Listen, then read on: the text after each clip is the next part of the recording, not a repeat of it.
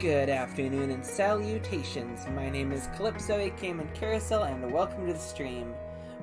It's welcome back to the stream. It's second episode of the day for an Octave higher. That's the name of the game. And France, my boy France, this one, just got tricked by this little shit into going into a brothel. So we'll see how that plays out momentarily. The house is big and luxurious, but it's not what I had expected.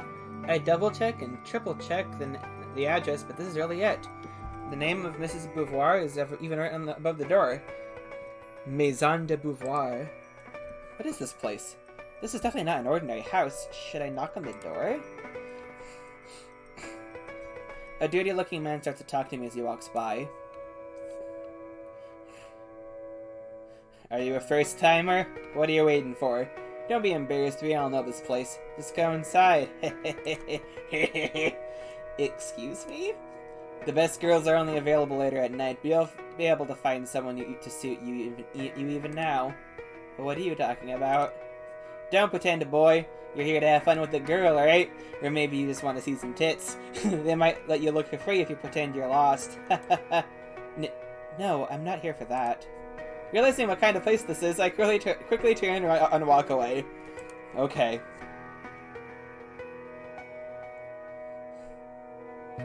Okay.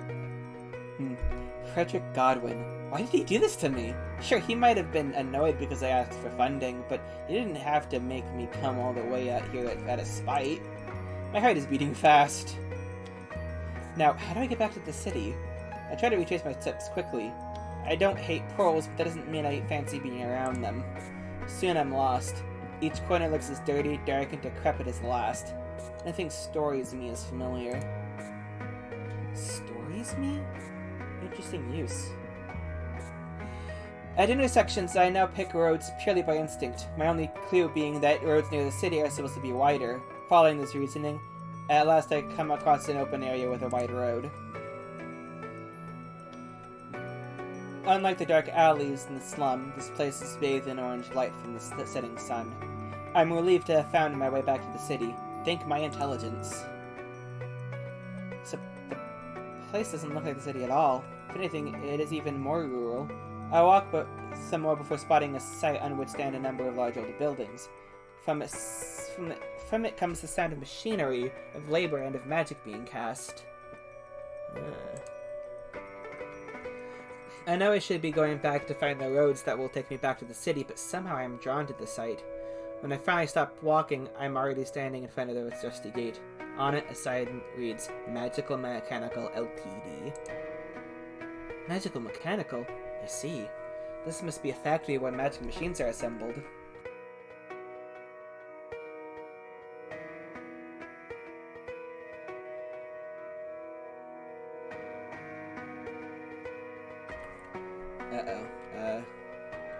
Okay. Looks like we're good. The sun is setting. Goodbye, friends, and hello, Elise! Woo!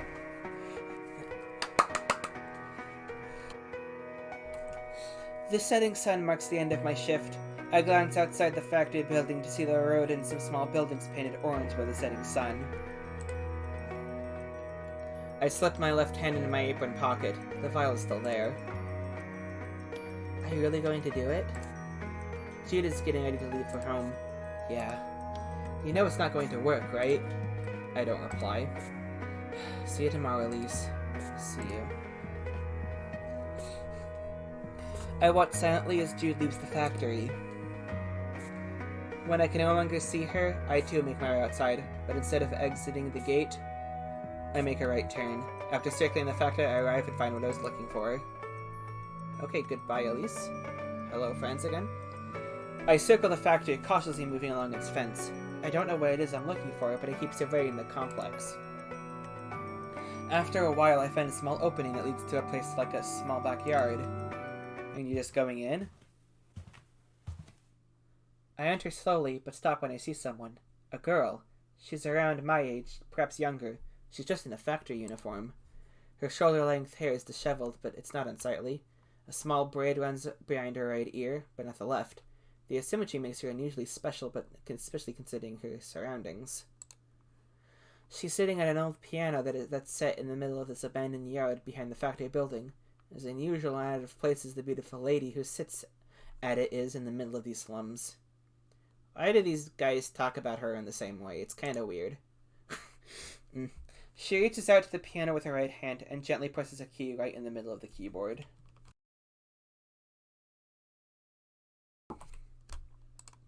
Silence.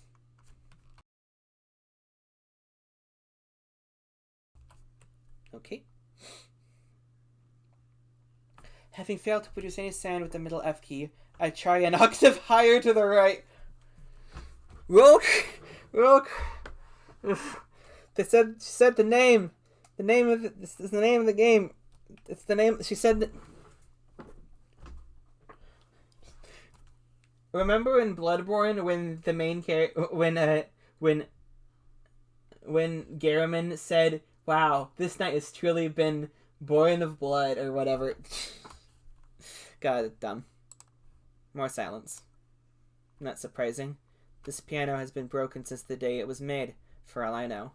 But I always like to begin like this. My family had the same model when I was a small child, which I used to play many times. My parents even said I was pretty good at it, but parents say that about everything their kid does. I found this poor piano here by accident about a month ago. Nobody knows who dumped it here. Since then I have been coming here after work almost every day, just to be near the piano. For some reason, being with it relaxes me. The girl sits there motionless for a while. Then suddenly she produces a small vial of bluish liquid. I've seen that liquid enough times to be able to tell what it is right away. Oh god. Curcuma xanthorrhiza, or temulawak, as it is called in his native land. In this kingdom we call it mana. What is she doing with it?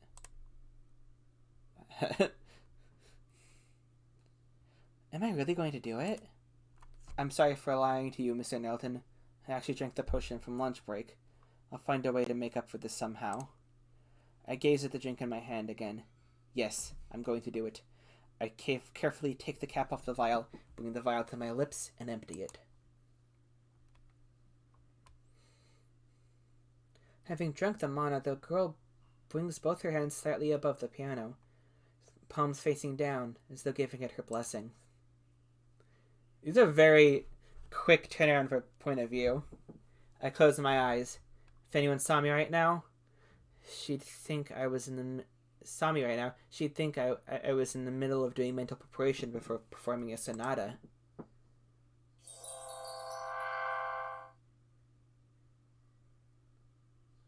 I feel compassion building up. She's going to... But no, she can't be thinking of... No. Nobody can fix a broken thing with healing magic. Compassion magic can only affect living beings.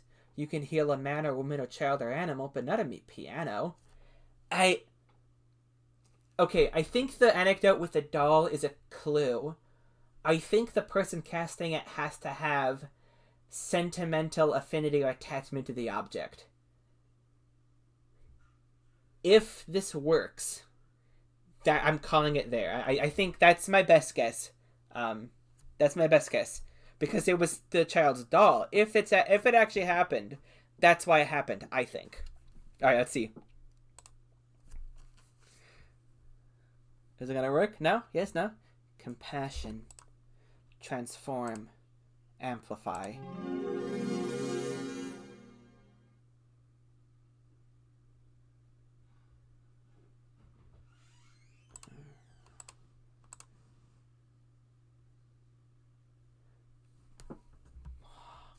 That makes me feel like it didn't work.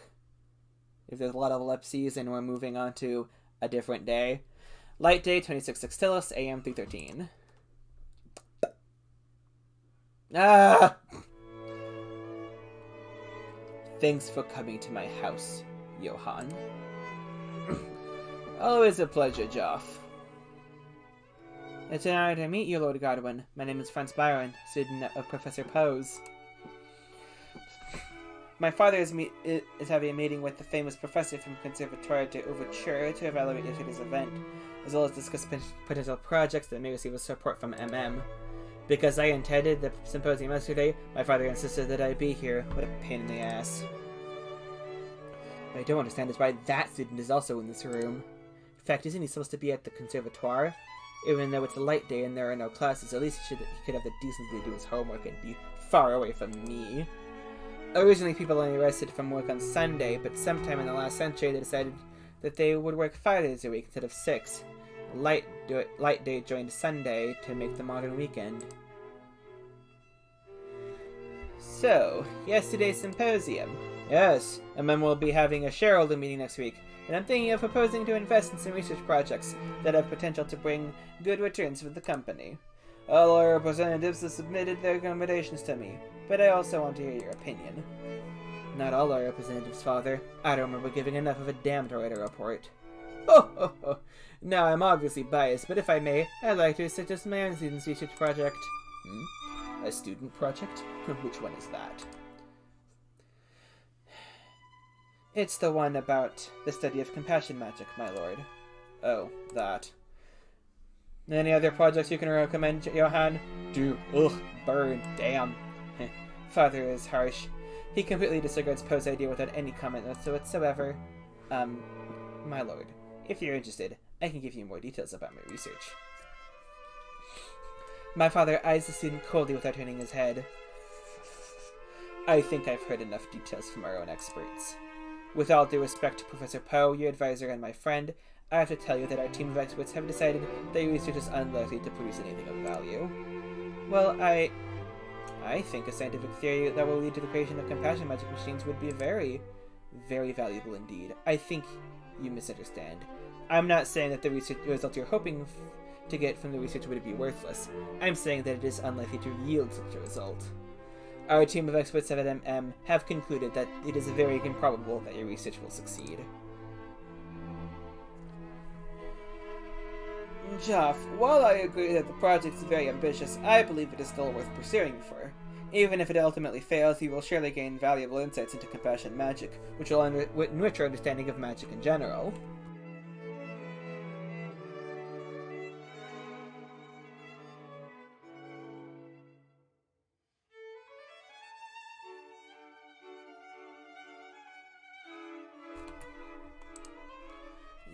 Johann, I agree with you, and indeed I commend the student for choosing to undertake this important research. However, MM is a business. Our goal is not to understand magic for its own sake. We require a monetary return on investment, either through a new product or improved functionality of an existing product. If your research is purely academic, you're better off asking for funding from the king. The Conservatoire itself is a public institution, so we're already being funded by the monarchy.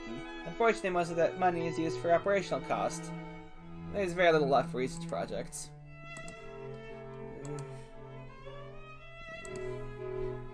Is it my turn to say something? I'm still not sure why I was even called here.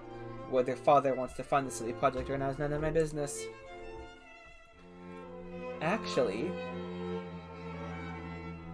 just yesterday, I think I might have discovered the key to making compassion magic work on non-living beings. Did it work? Did it do work? Did it yet? The piano? I saw something very extraordinary near the MM factories. May I tell the story? You were in the industrial district? Go ahead. Well, I was lost in the process today, and from there happened to stumble upon an MM factory. The student gives me a quick glance before continuing. I circled the factory and by chance came across this girl who was sitting at a broken piano. I don't know why she did it, but she cast Revive on it, on the broken piano. Casting Revive on piano? What a stupid thing to do. Revive only revitalizes damaged cells. It can only heal, not bring the dead back to life. Was she hoping the piano would transform back into a tree? At that moment, of course, the area was filled with a white light, and just then, I felt that I heard the piano made a sound. When the light subsided, I saw the girl, and I could tell that she had also heard it. But when she pressed the piano keys again, there was only silence. Only then I realized that there was never any sound. I must have imagined it. But at the exact moment the spell was cast, I was very sure that it had fixed the piano. It was a novel experience, and I would like to conduct some experiments to see if the phenomenon is quantifiable. Everyone is silent for a second. We're trying to make sense of a story. But it didn't make a sound, did it? No. The piano was still broken after she cast the magic spell. Then you haven't discovered anything. I personally find the story very interesting. Franz knows magic well. If he feels that the girl's magic was abnormal, it is definitely worth looking into. You said that this was in an MM factory. Was this girl a factory worker? Yes, I'm sure she was. She was a teenage girl, about 14, 16 years old. She was dressed in a factory uniform. Her hair was down to her shoulder, and she had a braid that ran behind her right ear. Huh? Wait, that girl. Wait, did you say she had a braid? Everyone looks at me suddenly, as if I were a ghost that had just stepped through the wall. Ah, yes, behind her right ear. What about the left? No, definitely only on the right side.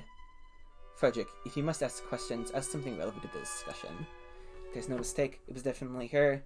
But you don't know her hair color. Her hair color is silver, and they never said it was silver. I mean, it is the girl you're thinking of. God. Okay.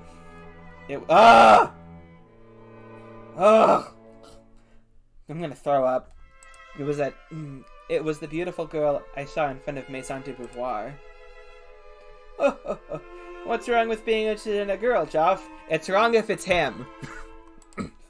Father, in my opinion, it will be good for MM to fund his research project. What? God, come on. Ugh. I quickly directed the discussion back at the student's research before I found out. I've only got one shot at this. My father raises an eyebrow while the rest of his face is unchanged. He's unimpressed. I bet he was born with that face. Congratulations, ma'am, it's a boy! Oh, how is my baby, doctor? Well, from looking at his face, I think he wants to see a proposal on how you and your husband plan to provide him with the best environment to grow up and study. Probably like that. Explain. Ahem. Here goes. I think you need to look at it from a different angle. MM can fund his research not as an investment, but as a marketing campaign aimed at improving the company's image in academia. By funding a purely academic research project, MM can claim that it is helping to advance science. We would be promoting our corporate social responsibility. It'll make MM more popular among the students. When they graduate, more of them will want to work for MM. And if you think about it, this is much cheaper than the kind of advertising MM normally does. It's just a student project anyway. There's only one researcher, and the salary is lower than an average MM scientist or engineer. Other than salary, he'd only need money to buy equipment and maybe pay a few assistants. All taken together, it still amounts to a little more than a rounding error for MM. Now my father's other eyebrow is also raised. His mouth is slightly open, but he's silent. I bet he never knew that his son is so shrewd about business. Hee hee hee. Ho ho ho! The younger Lord Godwin made a pretty sound argument. What do you think, Joff? Well. I said that wrong. Well. I think it can't hurt MM to fund this project. My father's face returns to its normal expression, completely emotionless. Oh. Excuse me. After all, I can see its magic already. Amazing. What do you mean? It makes my son interested in a science project. It doesn't get much more magical than that. Oh, I have to say that it surprises even me. I managed to convince my father, but it wasn't really my argument that made my father change his mind. I don't know if I should be happy about this. Thank you very much, my lord. I promise I'll deliver a good result with this project. After that, father and the professor talked about several other research projects. The student and I don't speak another word.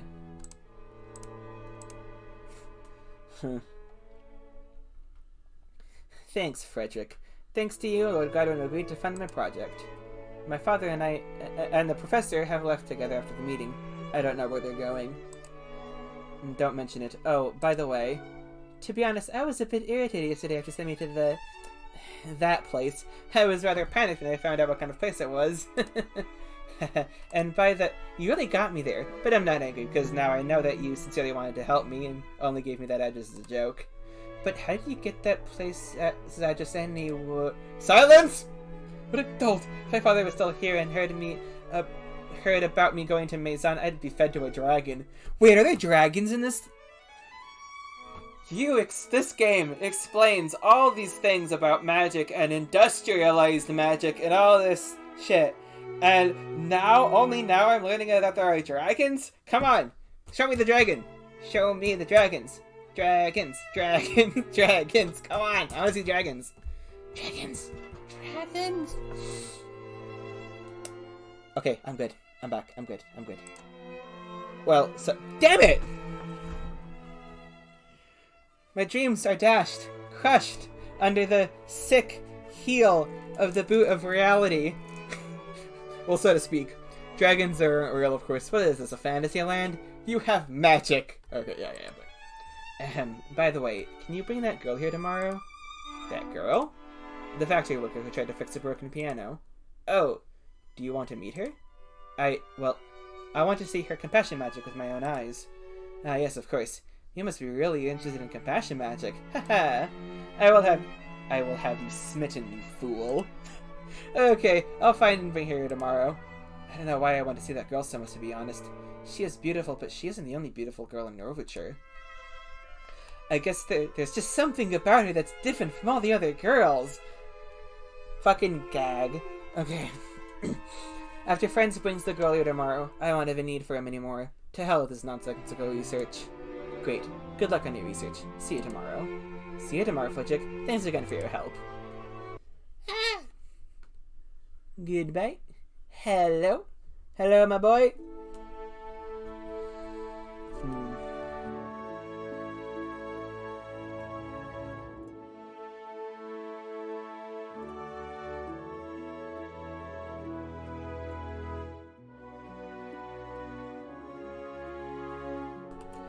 I leave Lord Godwin's house feeling satisfied because I was able to secure funding for my research thanks to Frederick.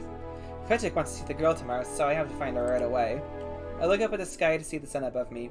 The girl should be at the factory at this time. Aren't I forgetting something? Oh, I promised Aretha we'd go see a kinetoscope show today. Ah, oh yeah, we haven't seen Aretha in this entire stream. Definitely not going to end the stream before I see her. I look at the chronometer. I think there's still time to see the show with Aretha before going to the factory. But if I see the show, I'll only arrive at the factory around sundown. I may not have much time to look for the girl. On the other hand, if I go to the factory now, I'll have more time to look for the girl. What should I do? Meet Aretha at the theater, or look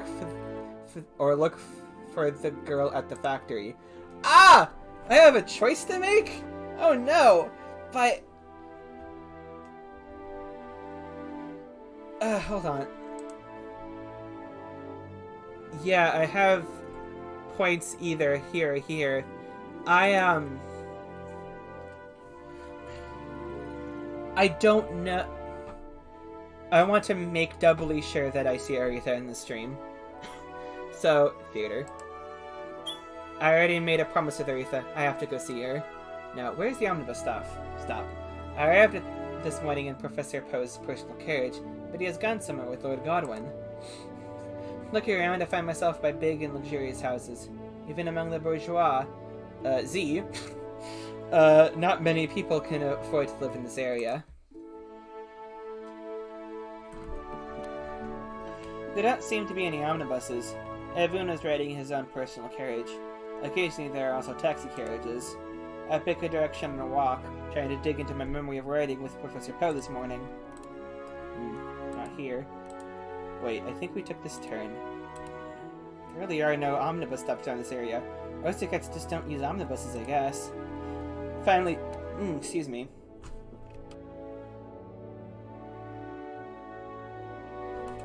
Finally, I give a signal to a passing taxi carriage, which then descends in front of me. I get on the carriage as soon as it stops. I have to tell the driver my destination, the carriage takes off again and flies.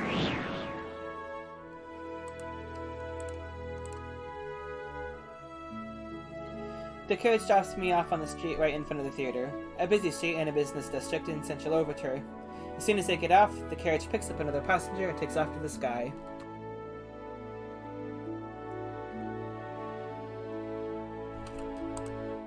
Aretha is already waiting at the theater entrance. Ah! Did you just arrive in a taxi carriage? Have you suddenly become rich? Not rich, but I am in store for some money in the very near future. Huh? I convinced Lord Godwin to fund my research. Actually, his son did. Well, it's a long story. Whoa. Aren't we going to watch a kinetoscope show? Let's go inside. Yeah, let's.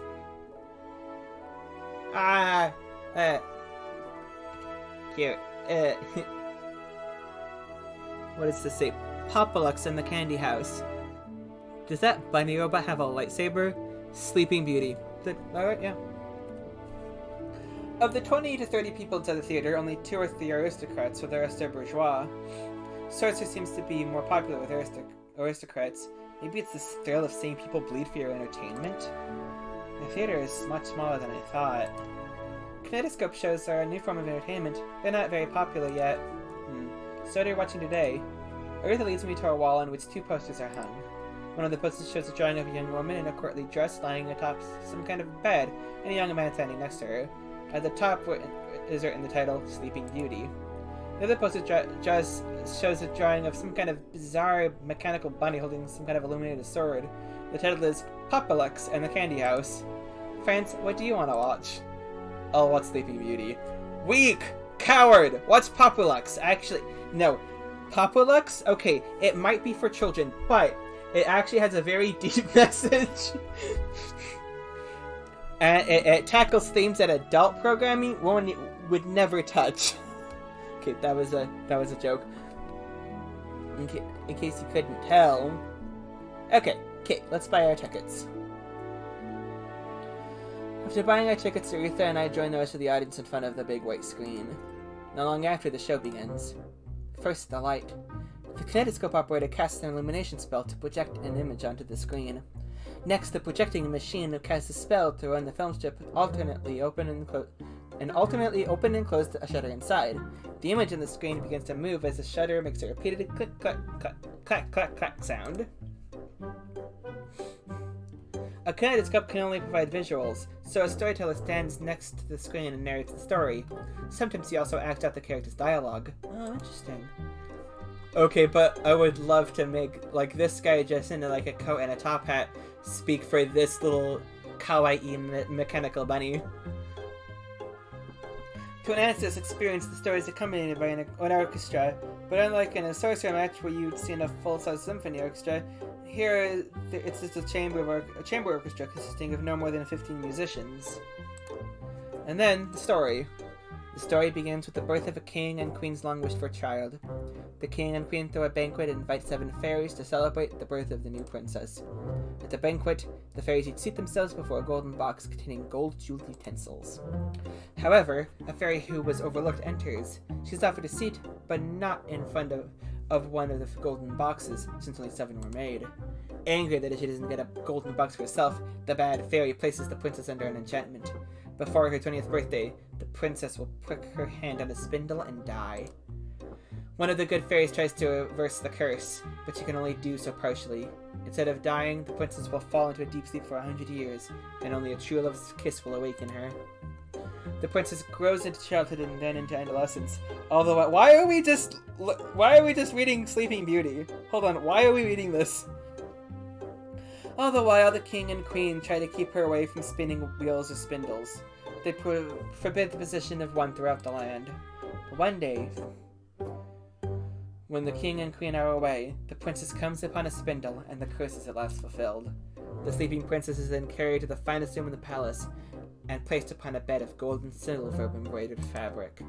When the king and queen pass away, the entrance to this castle is sealed, and the good fairy uses her magic to summon a forest of trees, brambles, and thorns that spring up around the castle, shielding it from the outside world. 100 years pass. One day, a prince spies the hidden castle during an hunting expedition. He well knows from legends that told to him when he was a boy that within the castle lies a beautiful princess who was doomed to sleep for 100 years, and he knows how to break the spell. The prince braves the tall trees and brambles and thorns in it as the castle. At last, he comes across the chamber where the princess lies asleep, and awakens her with true love's kiss. The end. Cool. How was it? The kinetoscope's pretty cool, right? It's definitely an interesting piece of technology. Can't say the same about the story, though. Huh? What's wrong with the story?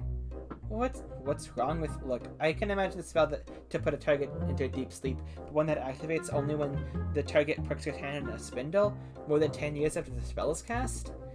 No, that's silly. It's just a story, friends. Well, yeah, but even a story has to make sense.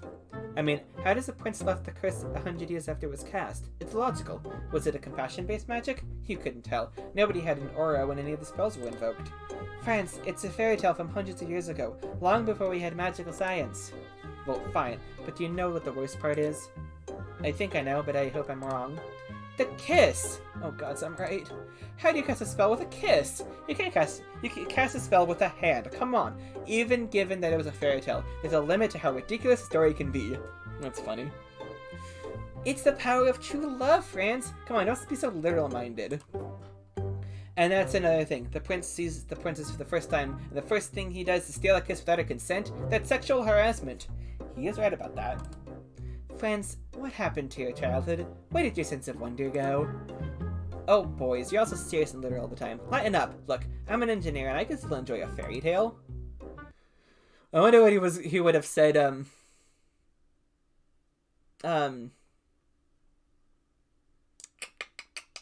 about the other movie, or Kinetoscope show. In the end, she gets me to concede that the story is pretty good, as long as it's treated as fantasy and not, despite featuring magic in the story, science fiction. It has magic in it. Obviously, it's science fiction. That is an amazing take for this world. Like, this piece of fiction has magic in it, so it's science fiction. That's funny. Are you going home now? Actually, I have something to do. I look at my chronometer. Looks like I have to go now if I want to arrive at the factory before sundown. I need to look for some... thing. Oh, are you looking for your sense of wonder? I'll help. I am not looking for my sense of wonder. I keep it stuffed under my mattress at home. Oh, yes, their dynamic's so good. Ah. Okay, then see you on Moon Day, friends. Yeah, see you on Moon Day. Now I have to go to the factory and look for that girl.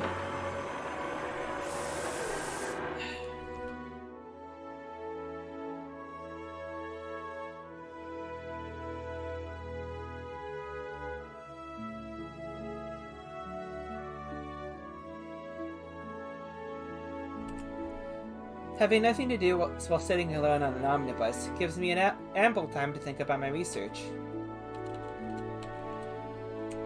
Okay.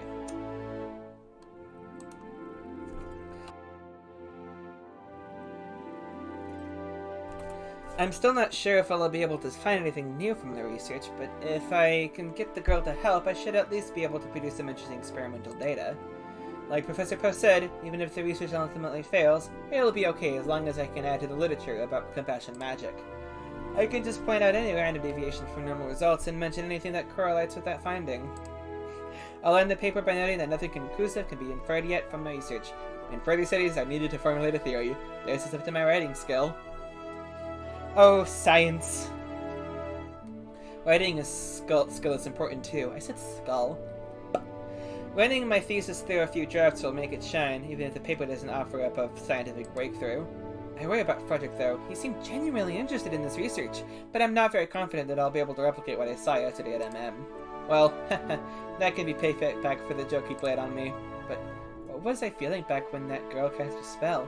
Why was I so sure that she revived the broken piano? Why did I feel that I had heard a note? What was so different about the way she cast her spell?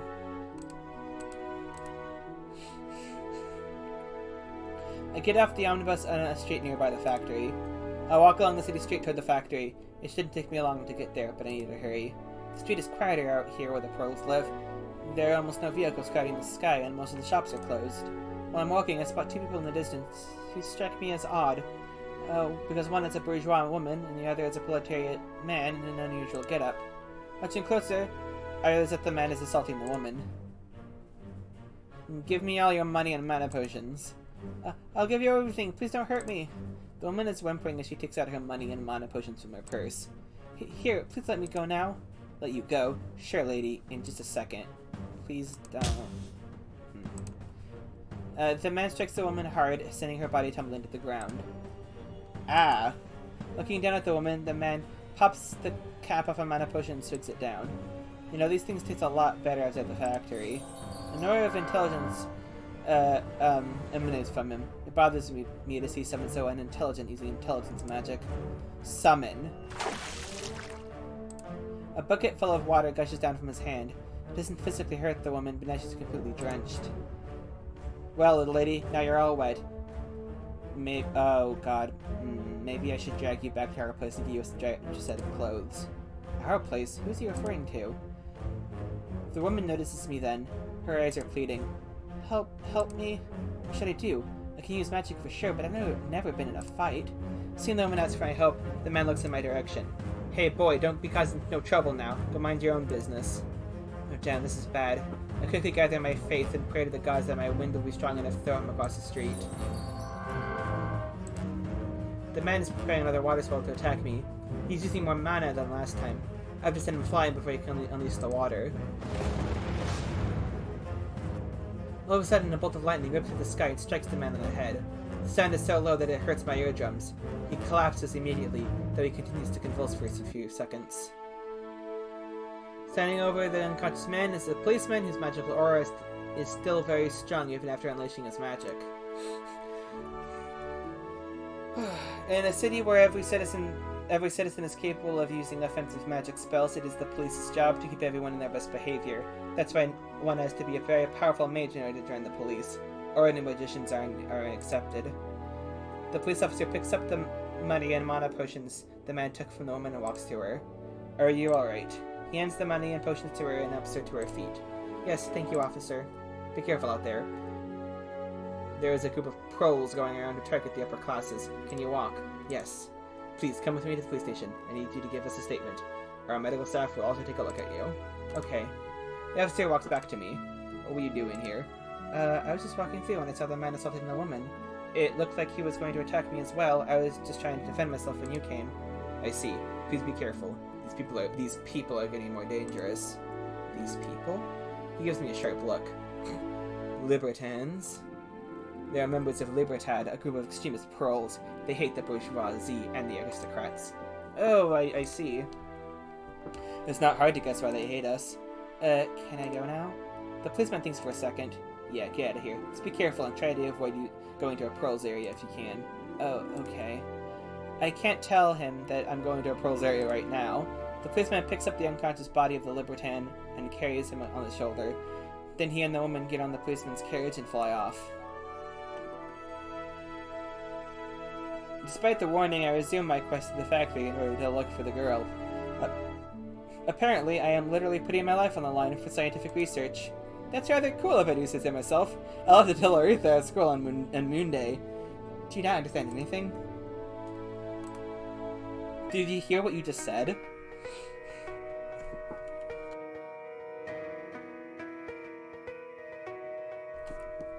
I found the factory again with little difficulty. Now I just need to find that girl. The sun is already bright red. I watched the factory workers who are already leaving the factory, but it's not easy to find one girl among hundreds. I stand outside the entrance for several minutes, but I still haven't seen the girl. It's no wonder. The factory is huge and this isn't the only exit. What if she leaves through another one? I circle the factory while watching the workers as close as I can, hoping to catch a glimpse of the girl. After walking a few hundred feet, I come across the backyard. It's the same backyard I found yesterday. Not knowing where else to go, I enter through the small opening I went through yesterday. Of course, this is where I found her yesterday. So this is where I can find her again. She's sitting at the piano, just like yesterday. Hello there.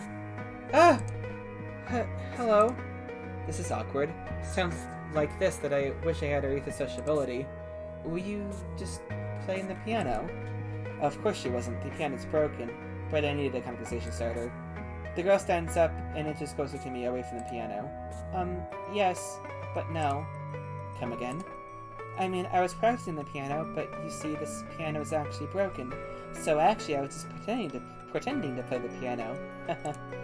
Oh, but I'm sure you played it perfectly. That's not true at all. I made 3 mistakes. I see. Well, since the piano didn't make any sounds, I don't think anybody noticed. Yeah, I guess. It'd be nice if you could repair it, though. The girl's eyes gleam when she hears about repairing the piano. Yeah. By the way, I'm Franz. Elise, nice to meet you, Franz. Nice to meet you, Elise. By the way, why are you here? Are you an MM engineer, inspecting the factory? Well, actually... I tell Elise about my research, and how I had seen her try to revive the broken piano yesterday. What? You saw me yesterday? Oh, that was embarrassing. You must have thought I was strange trying to revive a broken piano. No, in fact, please don't tell anyone. Like, seriously, pretty please. Too late. I've told Frederick, Lord Godwin, and Professor Poe. Why?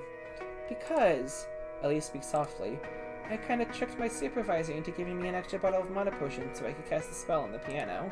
Oh, don't worry. It's not going to be a problem. Phew, thanks. She looks relieved. I never thought about it yesterday, but a factory worker couldn't normally add enough mana left after work to cast Revive. So, are you going to try again? Try what? Reviving the piano. My supervisor will kick me out of the factory if I ask for more mana potions again. Oh, really? Well, I can get you potions. What? Actually, I belong to a research project that's interested in learning up more about how compassion magic works. Elise, let's fix the piano. You could help us a lot just by trying. But is that even possible? Compassion magic doesn't work like that. Well, we don't know about that for sure. I mean, you almost did it yesterday. Didn't you hear a sound from the piano when you cast your revive spell? Ah, so it wasn't just me. That's right. That's why you've got to try again. Don't worry about the potions. I can get you as many as you need until you're able to fix the piano. If we can figure out what happened yesterday, it would change the world. I have another theory about how it could work. Instead of... If it's not... The person casting the spell has to have a... a sentimental attachment, or some sort of attachment to the object, then maybe the compassion magic isn't affecting the piano, but everyone observing the piano, and that's why they can hear the sound in the moment of casting. The sound of the piano as if it were fixed. Because the spell is actually affecting Elise and Franz, not the piano. Anyway.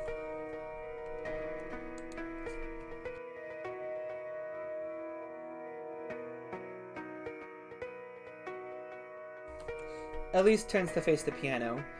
She reaches out her hand to touch the piano slowly. I don't know whose piano this was, but it reminds me of the one we used to have at home. Well, at the house I used to call home. My parents bought this same model when I was 4. I played it all the time. Like, all the time. I was wondering how a pro was able to learn to play the piano, but from what she just said, I understand that she must have come from a bourgeois family. Okay. I'm curious how she fell into this life. Where are her parents now? Okay. She turns suddenly and points a finger at me. I will help you with your research. Let's fix this piano. Great. Let's do it, Elise. Yeah. I'm definitely going to make this piano sing again before I turn 16. Ha ha ha. I don't know what's so significant about turning 16, but sure, I'll laugh along. Oh, by the way, I almost forgot that Frederick wants to see her magic. Yeah? There is someone that I'd like you to meet tomorrow. Who? He is... You're not friends! Ah, but he would say... I don't want friends to... Oh, but wait. No. I do want friends to have a good relationship with Frederick. Because I want to give Frederick a chance to be a better person. He's not going to do that unless he has a connection with another character. And I want that character to be friends. So I'm going to say friend. Yep, there we go. He's my friend. We're sort of working together on this research project. Why do I have to see him? Well, he said he wanted to see our magic. I think he is very interested in compassion magic. But I have to work. Isn't tomorrow Sunday? Yeah, but I still have to work. Can you take leave? I could, but we don't get paid if we don't come in. What should I do? I can't make at least lose 1 day's worth of pay, but on the other hand, I don't want to disappoint Frederick. Should I just make him wait until Elise has an off day? No, that won't do. If Frederick changes his mind, I might lose the funding. Oh, right, the funding! Well, how about this? I will pay you twice your daily wage at the factory if you take an unpaid leave tomorrow. What? No, I can't possibly take that much money from you. Don't worry, it's not my money. This project I'm doing has its own budget. You're covered. She was hesitating. And here, I figured any pro would be happy to be offered money. Are you sure that's okay? Yeah, absolutely. Okay, I'll go with you tomorrow. Great. I tell her the location of an omnibus stop between this area and my apartment, where we'll meet tomorrow morning at 9. Alright, now I need to tell my supervisor that I won't be coming to the factory tomorrow. Sounds good. I'll see you tomorrow, Elise. See you, Franz. With a bright face, Elise began to skip down a grassy path back to the factory to talk to her supervisor.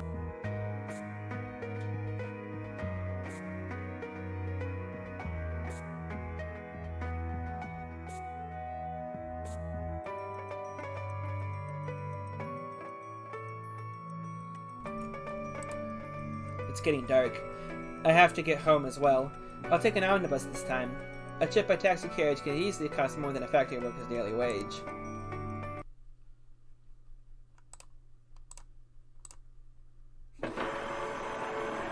I get off the omnibus at a stop near my apartment. I walk back with light steps, feeling satisfied that I've managed to get the girl, Elise, to agree to help my research. As soon as I'm back in my room, I lie down on the bed. I'm exhausted after everything that's happened today. Meeting Lord Godwin and pitching my research to him, watching a Kinetoscope show, going all the way to the Pros District, almost getting into a fight with a Libertad member, meeting Elise and getting her to agree to help me. That's enough excitement for one day. Especially that confrontation with Libertad. Just what the hell are they? I can understand Pearl's hating the bourgeoisie, but something about Libertad is bugging me. Alright, but I don't want to think about that right now. It's, so far I'm seeing the beginnings of, the revolutionary group is doing bad things just for the sake of making a revolutionary group do bad things. Like, yeah. I'm not particularly enthused about that. Okay. I don't want to think about anything. I'm tired. So tired. Ziz. Snore. Snore, Kamimi. Okay, who is it? Sunday, 27/6 AM 3:13. Oh, it's Elise! Yay! We might stop. Well, we're not stopping now. We're gonna go through this point of view section. And at the end of it, probably stop, since we're very nearly at the 50-minute mark. Alright. This morning I wake up feeling clear-headed. Without having to force myself, I get up and grab a towel and a change of clothes. Today I'm not going to the factory because I've promised Franz, the boy I met yesterday, that I'd go with him. I felt bad for skipping work, but I must admit that getting 2 days' worth of pay for not working is a pretty nice deal. No, that's not it. Bad, Elise, bad! I'm only going with Franz today because I've promised to help him with his research. I didn't catch everything he told me yesterday, but the gist of his explanation is that he's doing research at school about how to make compassion magic be able to affect non-living beings. Basically what I've been trying to do to the broken piano. He said if the research is successful, it may even lead to the creation of compassion magic machines, which is the potential to revolutionize the medical industry. I guess it's kind of a big deal. Personally, I'm excited just to know that I might be able to fix the piano.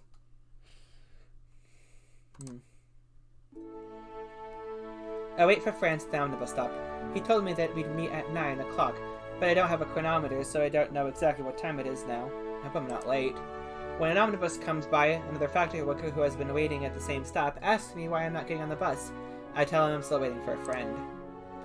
This reminds me, I don't have to put on my factory uniform today because I'm not going to the factory. Force of habit, I guess, but then again, this is my best looking outfit, so it's this as well. After a few minutes, the next omnibus comes. Seeing Franz on it, I prepare to board, but he signals me to stay outside. He disembarks and the omnibus soon takes off. To my surprise, Franz hails a taxi carriage. I've never ridden in one of them before. Ooh. You're early. I am? But usually I go to work even earlier. I thought I was running late.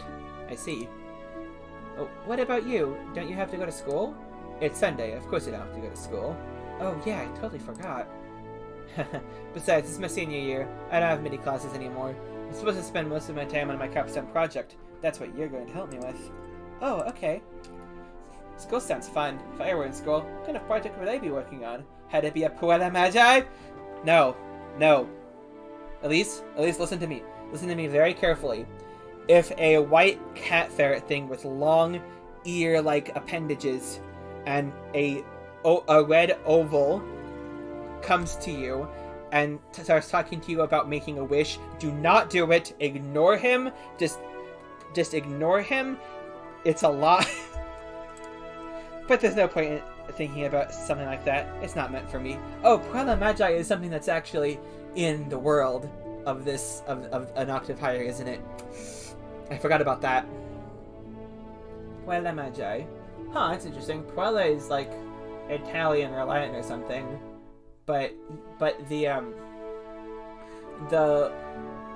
lexicon of this world's of this setting's world building is mostly French inspired, not Italian or not Italic inspired. Yeah, huh. So that's interesting. So what kind of person is the man we're meeting today? He is the son of a lord, so, you know, a rich kid. What? Here, I thought this guy was a rich kid. But I guess the son of a lord would be even wealthier. How can you even tell the difference at that point? Both of them must have enough money to eat like kings for the rest of their lives. A lord's son, huh? I've never met an aristocrat before. Is it really alright for me to meet him? Dory, he seems to be a nice person. No, he's just a fucking liar and coward. If Frederick was just honest about his true feelings, well, no one would want to be around him. But, God. Besides, he's the one who said he wanted to see you. That's weird. He's gonna hit on you, and it's gonna be so uncomfortable for me to read that. The moment this scene gets to where Frederick is, I'm stopping it, and we'll have to save that conversation for next time. Oh God, okay. The carriage drops us off in front of the Lord's house. I look up and up and up. It's huge! It's somewhat similar to Maison, the only difference is that only a single family lives here and not an entire staff of sex workers. A tall gentleman in an expensive-looking black suit comes out and approaches us with short, quick, but dignified strides that give off an air of nobility. I whisper to friends, "Psst, is he the Lord? What? Are you serious? He's a butler." Wow, a real butler. I didn't think butlers existed outside of fairy tales. Good morning, may I help you? Good morning, my friends. My name is Franz Byron. I'm here to see Frederick Godwin. Ah, Mr. Byron. Lord Frederick is waiting for you. Do come in. Franz and I follow the butler inside. Alright, once I see his stupid little face, we're ending the stream. The butler leads us into a room. As soon as they enter the room, my eyes fall on an object in the corner. It's a piano. I assume this one isn't broken. It's not the same model as the one behind the factory. This is more expensive, obviously, but a piano is a piano. I should be able to play it with no problem. Well, I hope so, anyway. I haven't touched a working piano in years. While I'm still admiring the instrument, another man who looks much younger than the butler enters the room. He's just magnificently. This must be the Lord's son. There he fucking is! Alright. Alright, y'all. Alright. Viewers and listeners, it's time to end the stream because Frederick is here and I'm too tired to deal with that shit. Oh, okay. So, before I started the stream, I was kind of worried. Although, now that I think about it, why was I worried in the first place? Kind of worried that because I have so many qualms and issues with the game and the direction that I think the game is headed, that, wait, hold on.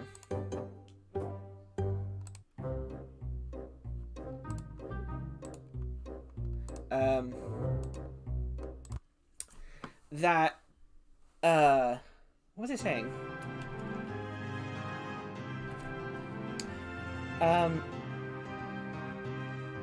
Even though I'm, shit, okay, I'm concerned about some things. I have quite a few issues with the game, and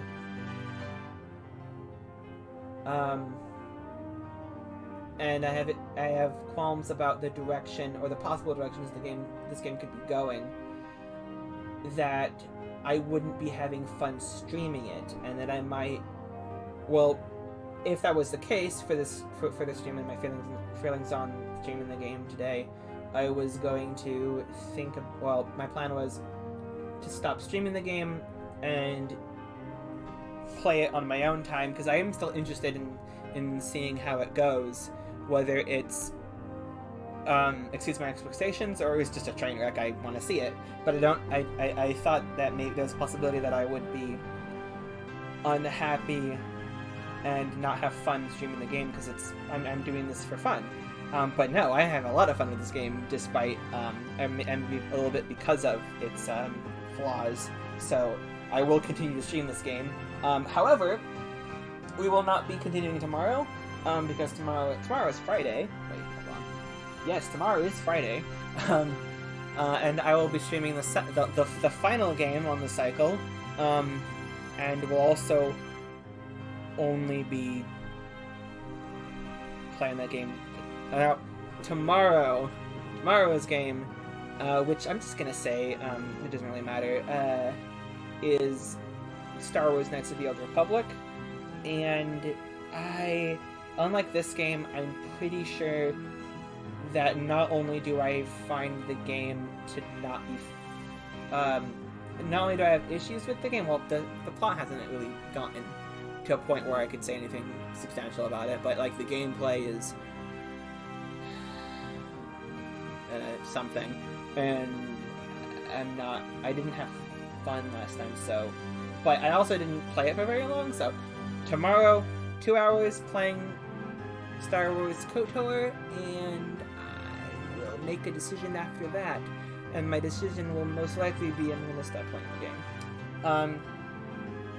That means Monday, we start the cycle, and we'll get back to the game I'm most interested in, which is Fatal 12. So that will be fun for me. Anyway, yeah. So I think. Well, okay. I also have plans for how I'm going to schedule streams and which games I'm going to play on stream and which ones. I have a little bit I have something in the works regards to scheduling and all that, but not for a while. I'm probably going to finish off most of the games in the rotation before I switch over. So yeah, I'm also probably going to switch around where games in the cycle are going to be.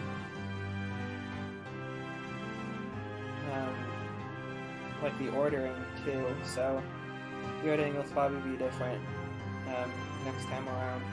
Anyway, I'm just rambling at this point, so we should probably just end things here. So thank you for watching. There is stuff to do that YouTube and Twitch would very much appreciate and like if you would do that, and all the other stuff. So yeah, anyway, this has been an Octave Higher. I've been Calypso, aka Carousel, and I'm signing out. Have a wonderful rest of your day.